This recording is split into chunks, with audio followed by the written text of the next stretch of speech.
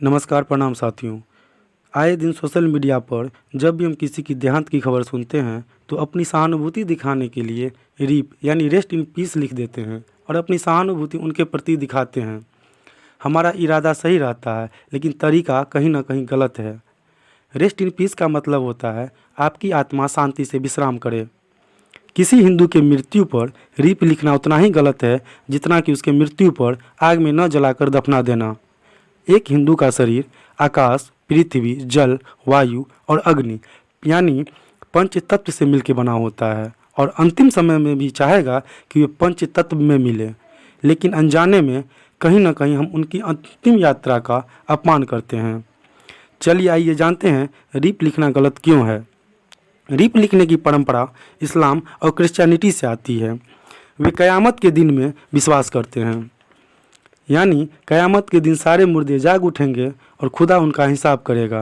यानी क़यामत के दिन के लिए सारे मुर्दे को इंतज़ार करना पड़ेगा, जिसके लिए रिप लिखा जाता है यानी रेस्ट इन पीस लिखा जाता है। लेकिन सनातन में ऐसी कोई परंपरा नहीं है जिसके लिए रिप लिखा जाए। भगवान श्री कृष्ण भगवत गीता में कहते हैं कि आत्मा अजर अमर है।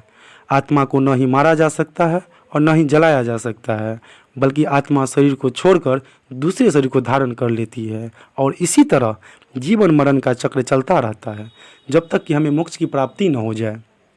साइंस की भाषा में आत्मा को हम एनर्जी भी कह सकते हैं।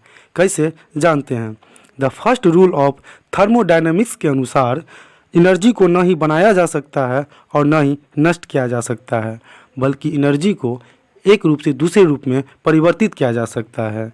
और ये बातें 19वीं शताब्दी में एक जर्मन साइंटिस्ट ने कही थी। लेकिन वही बातें श्री कृष्ण ने 5000 साल पहले कही थी कि आत्मा न ही उत्पन्न की जा सकती है और न ही नष्ट की जा सकती है, बल्कि एक शरीर को छोड़कर दूसरे शरीर को धारण कर लेती है। लेकिन हमारी आदतें बदल गई हैं। हम अपना इतिहास भूल गए हैं, हम अपनी परंपराएं भूल गए हैं, हम अपने वेद और पुराण को भूल गए हैं। क्योंकि जब तक एक विदेशी ताकत हमें कुछ न कहे हम उन बातों को नहीं मानते हैं। हमारे यहाँ जब आत्मा मरती नहीं तो आराम क्या करेगी? रिप लिखने की परंपरा या रिप लिखने की थ्योरी इस्लाम और क्रिश्चियनिटी के लिए सही होगी, लेकिन हमारे लिए नहीं। हम एक शरीर को छोड़कर दूसरे शरीर को धारण कर लेते हैं। हमारी जो संस्कृति, सभ्यता, वेद, पुराण में लिखी गई हर एक बात साइंस के द्वारा प्रमाणित हो रही है। आज साइंस भी वेद और पुराणों में लिखी गई बातों को फॉलो करती है और आगे बढ़ रही है। तो हम क्यों नहीं? ज़रा सोचिए इस बात को। बाकी आपको ये वीडियो कैसी लगी और अपने विचार कमेंट में ज़रूर लिखें और चैनल को लाइक और सब्सक्राइब करें, जिससे ये वीडियो और लोगों तक पहुँचे। बहुत बहुत धन्यवाद। जय हिंद, जय भारत।